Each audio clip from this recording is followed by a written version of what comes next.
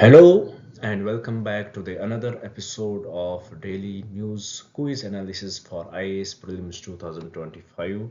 It is 2nd December today, and in this video we are going to discuss various types of questions which would be very much interesting and very much related to your preparation. I know you are preparing for your prelims 2025 and you are craving for such questions which are very much near to your exam paper pattern. So here we had brought this initiative which will fulfill this wish of yours. You know, Before we'll start our discussion, I would like to give the brief introduction about this video so that you will get more connected with it. You know, every day in this video, we discuss various types of questions. If we will break them, it will come in three categories. The first set of questions which we discuss here are taken from the current affairs. We take up the most important articles from the newspapers. We break them down into the simplest language possible and derive the prelims based questions from those articles so that it will give you the idea how the questions could be asked from these news articles, and it will prepare you very well for your examination. So this is the first set of questions which we discuss here, which is related to current affairs. The another set of questions which we discuss here are taken from the static portion. If you had followed me, you would definitely know that we had started discussing the static topics here, and we had started with Indian polity. So we are taking the discrete topics from our Indian polity, and we'll frame questions on those discrete topics so that you will be very well prepared irrespective of how small the topic is. So we take up those questions also here, discuss them, and help you prepare well before your examination. After discussing these questions related to current affairs and the static portion, we at the end of our session we take a few previous year questions too. We discuss them, that those questions give us the real taste of the paper. They show us how exactly the questions are framed in the exam and how we can implement the knowledge which we gain from those questions in our next upcoming exams.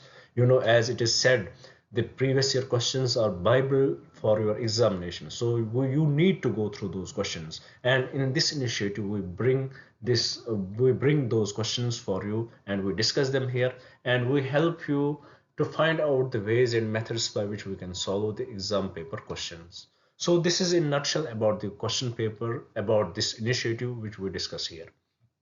Now, before we will start our discussion, I would like to request you guys, please do note down these questions somewhere, or at least take the screenshot of these questions. They are going to be very much important and very much important for you.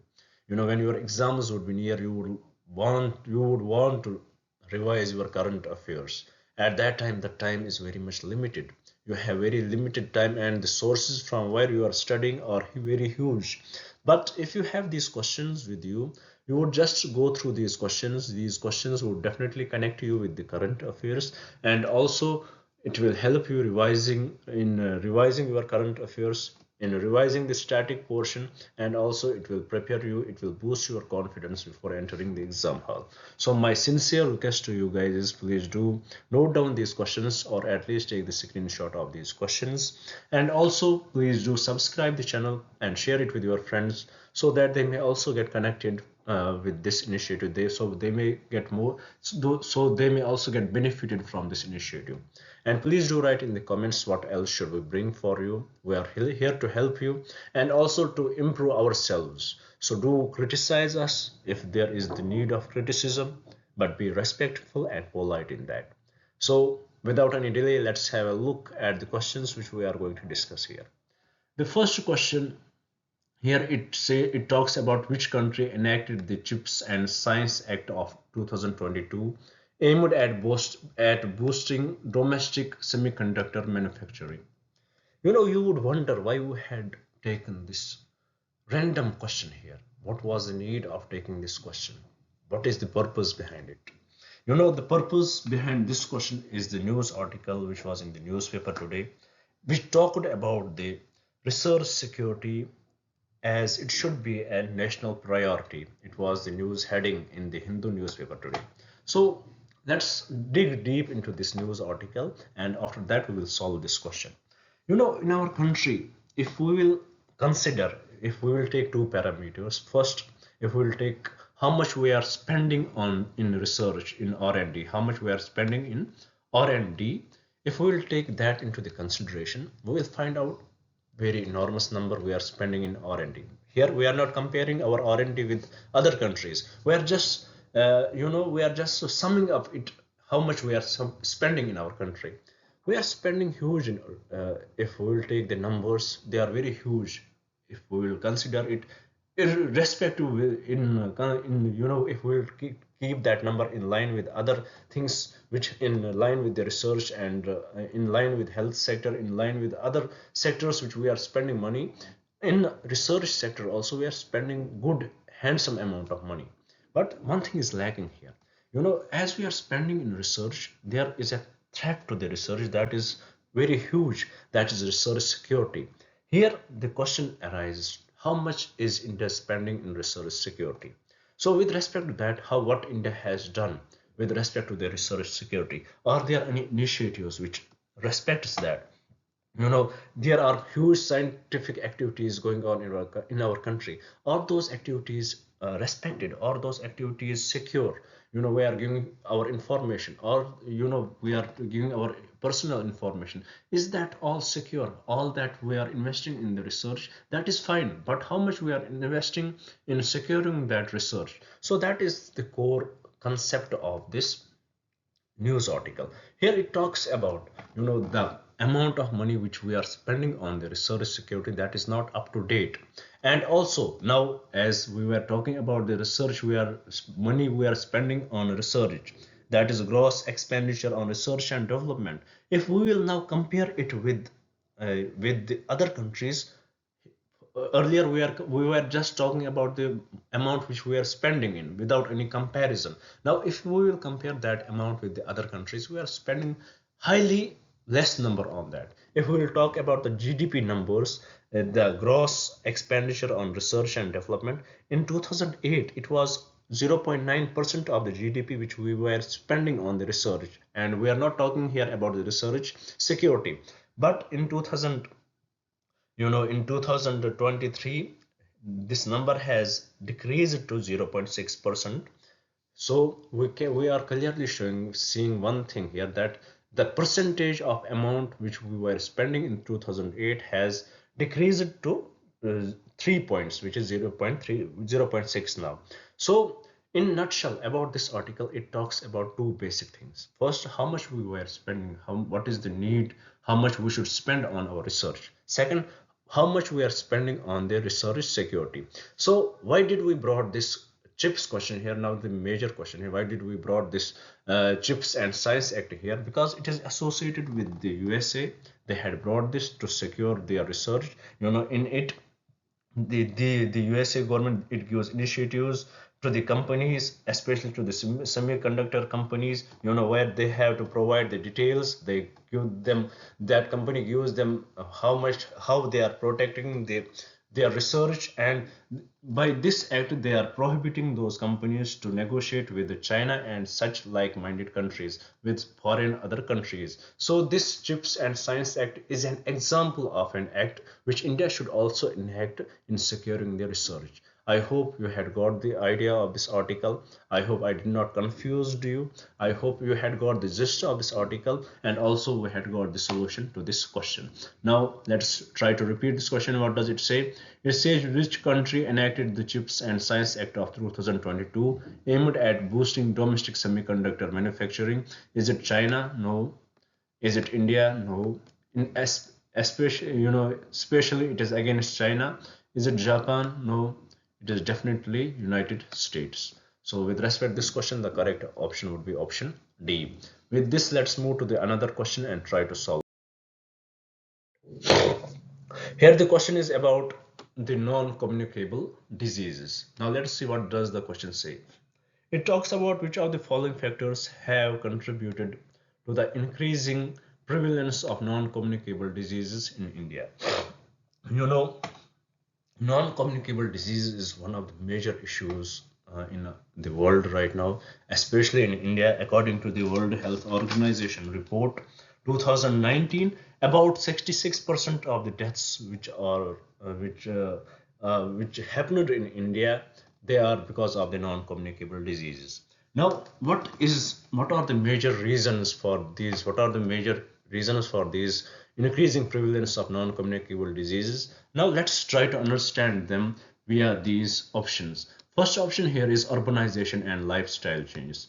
100% correct. Urbanization and lifestyle change that leads to the how it leads to the non-communicable spread of non-communicable disease. When there is huge urbanization, there would be definitely migration. When there is migration, people will start, because of the lack of availability of the land, lack of availability of the houses, people will start developing their houses near slums, and because of those slums, there would be the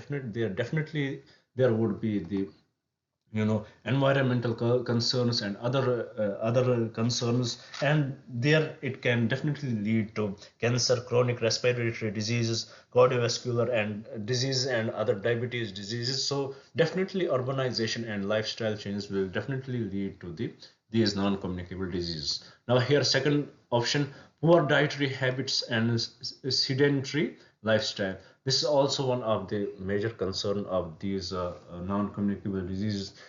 Eating junk food, often people are very much associated with that. We try to, the oil which we use, that has we repeatedly use the oil which we use in one dish, and then we go on repeating that. Because of that, the octane number of that oil reduces, and it becomes very much harmful for our body, and cholesterol levels increase, and it also leads to the cardiovascular disease and other such disease. Also, tobacco use and alcohol consumption, one of the major cause of the cancer in the patients, and cirrhosis of the liver. So this is also one of the reason these non-communicable diseases are on rise. And also environmental pollutions, that because of these environmental pollutions we see chronic respiratory diseases which are increasing in number. So this also leads to you know these non-communicable diseases. Fifth option is all of the above. So with respect to this question, what are the major factors? All the options which are given here are the major factors which give rise to the non-communicable disease in India.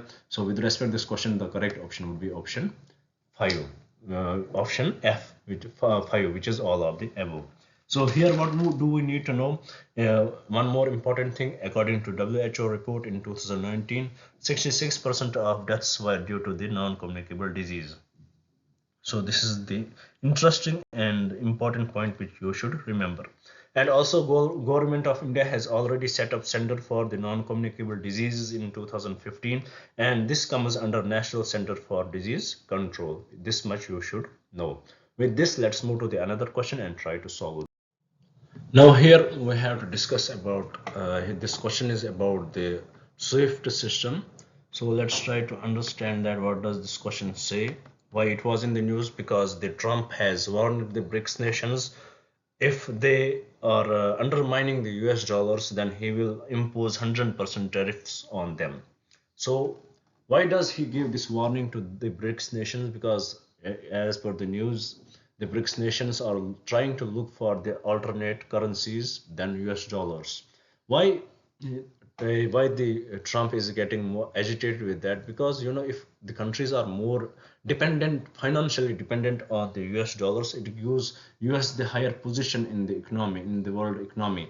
But at the same time, there is huge dependence from the other countries on the US dollars. So it does not go well with the countries which are dependent on the US economy, and at the same time it is very much beneficial for US. So countries try to go away from this dependence. So they try to they are trying to go for different alternatives. Same is the case with the BRICS system, BRICS organization. They were discussing about the alternative currencies, different countries, they were discussing about that. But India, they have their some concerns, they had discussed those concerns with respect to that. Now coming here to the question, let's try to discuss how this SWIFT system works, what it is about. Here the question says, consider the following statements about the Society for Worldwide Interbank Financial Telecommunication. Let us see what does the question say. What does the statement say? First statement: SWIFT is a financial institution that directly facilitates the transfer of funds between banks. Totally incorrect. It does not directly facilitate the transfer of funds. So this statement is incorrect. Second statement: it provides a secure network for financial institutions to exchange messages and information related to financial transactions. 100% correct. This is the proper definition of it. Third, SWIFT is primarily used for international transactions, but it can also be used for domestic transactions. Nothing wrong with this statement, so it is also correct. Fourth statement, the SWIFT network is owned and operated by a group of central banks. No, nothing. It is totally incorrect. So with respect to this question, the correct statements are statement 2 and 3. And as the question here talks about the incorrect statements, so the incorrect statements are statement 1 and statement 4. And from the code given below, the correct code would be option D.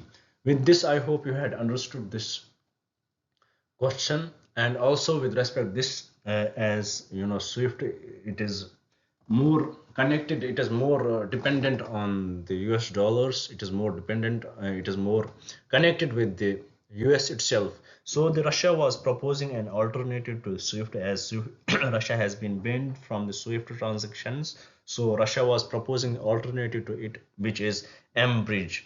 Russia was proposing alternative to the SWIFT system. So please do note down this M-Bridge organization or system which Russia was proposing against SWIFT. Now with this, let's move to the another question and try to solve. Here the question is about lenacapavir, a recently approved drug, is primarily used for the treatment of which? If you remember the 1st December, it from 1992, it is celebrated as the World AIDS Day. So with respect to this, we should know that there is a company named Gilead, Gilead. It has developed a drug, namely lenacapavir. So about this drug, it what does it do? It has 100% efficiency related to the AIDS, HIV AIDS. So what does it do? You have to take it in a calendar year twice, and it will definitely, it has that, you have to consume it twice a year, and it will protect yourself from contracting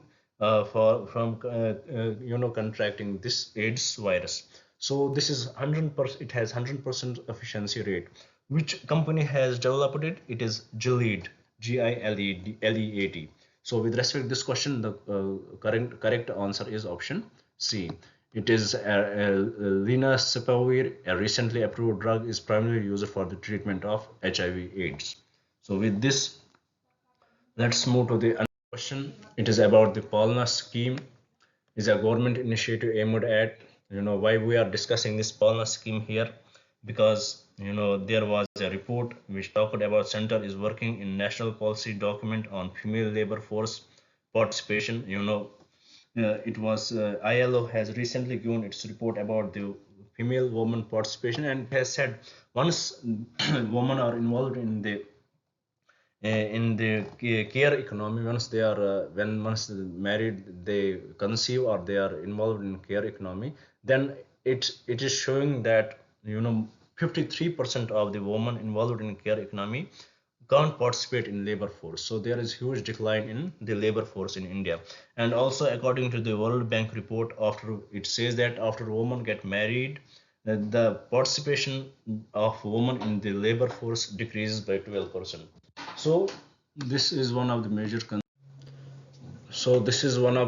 concern with respect to the women participation in the labor force. So with respect to this, the government of India has introduced this Palna scheme. So what does it do? Let's try to answer that. It is a centrally sponsored scheme. It provides, it is a government initiative aimed at providing daycare facilities for children of working mothers, so that working mothers will adjust their daycare time for their children, and they will get more involved in the labor force. So with respect to this question, the correct statement is option C. With this, I hope you had understood this topic. as well as you had understood this question. Now with this, let's move to the last question from the current affairs. Let's try to solve it. It is about the National Clean Air Program. It's the question says with reference to the National Clean Air Program, consider the following statements. First statement: the National Clean Air Program aims to achieve a 20 to 30% reduction in particulate matter 10 and particulate matter 2.5 concentrations by 2024 compared to 2017 level. Nothing wrong with this statement. Very straightforward, correct. Second, the NCAP primarily focuses on urban areas, particularly the 100 most polluted cities. No, its primary focus is not related to that. It is primarily focused on multiple cities which are polluted, but those cities belong to 20 states in our country. So it is not particular to the urban areas or particularly to 100 most polluted cities. So statement 2 is incorrect. Statement 3, the program emphasizes the use of cleaner fuels like compressed natural gas and electric vehicles to reduce vehicular emission. 100% correct, nothing wrong with this statement. Statement 4, the NCAP includes measures to improve public awareness about air pollution and its health impacts. 100% correct. Now with this question, the correct statements are statement 1, statement 3 and statement 4, and from the code given below, the correct code would be option C. Now you will wonder why we had brought this question, because under NCAP, one thing which you should know, that the government has provided initiatives to the states to the states for developing, for cleaning those for curbing this air pollution, particularly in 20 states for multiple states. And they had provided huge amount of fund, which is approximately 10,500 crore. But unfortunately, they are getting those funds, but they are not utilizing it. Only 65% of the funds had been utilized so far, and the rest has not been utilized. And even if they are getting those funds, they are utilizing it at the wrong place. They are not utilizing it for the air for clean for clearing these, for reducing air pollution, but they are using it for somewhere else, for example making other stuff, for developing infrastructure. So this is why it was in the news, and I thought it is very important for you to understand this question. Now with this, we had completed today's discussion with respect to the current affairs question. Now let's move towards the static portion, and let's try to solve a question with respect to this static portion. As right now we are discussing the fundamental rights, and in fundamental rights we have to understand a writ of certiorari. It is one of the most important writ which the higher courts enjoy. Now with respect to this, let's try to solve the question. The question says a writ of certiorari is issued by a higher court to a lower court or tribunal to, for what purpose it is issued? Command the lower courts to perform a particular act. No, it does not command it. Prohibit the lower courts from performing a particular act. In a way it prohibits, but usually it is this writ of certiorari, it is given after the lower courts are had done their had given their judgment. Now it is, the higher courts ask them to shift the case for the review. So third option, call for the record of a case for review. 100% correct. Force or release a person unlawfully detained. Totally incorrect. So with respect to this question, the correct statement is option C. This a writ of certiorari, it is very much similar to the writ of prohibition, but the only difference is the writ of prohibition is issued before the lower courts start working on that, and the writ of certiorari is issued after they had given their judgment with respect to any case, then after they ask it for the review. So with this, I hope you had understood this question also. Now with this, we will move towards the last part of our discussion, where we will try to solve the previous year question. Here the previous year question is about the Simon Commission. So let's see what does the question say. It says the people of India agitated against the arrival of Simon Commission because why did they agitated against it? First statement, India never wanted to review of the working of the Act of 1919. Totally incorrect, absurd statement. Simon Commission recommended the abolition of diarchy in the provinces. Totally absurd statement. Third, there was no Indian member in the Simon Commission. That was the major reason why people in India, they went against it, because there was no Indian member in the Cement Commission, as Cement Commission came for the reason whether Indians are fit for making their own constitution, making their own government. But unfortunately, no Indian member was considered in this commission. So because of that reason, the Indians went against it, and the famous slogan "Go Cement." Simon Go backs it came into the existence, and that was the reason why Indians did not like it, and Indians agitated against it. So with respect to this question, the correct statement is statement C. Fourth statement, the Simon Commission suggested the partition of the country. Totally incorrect. So with this, I hope you had understood today's discussion. I tried my best to explain every question and what is the context behind it. If I had lagged somewhere, please do write in the comments. I will try to improve that. And if you like the video, please share it with your friends. Do hit the like button and do subscribe the channel. Thank you for staying with us. Thank you very much. Have a nice day.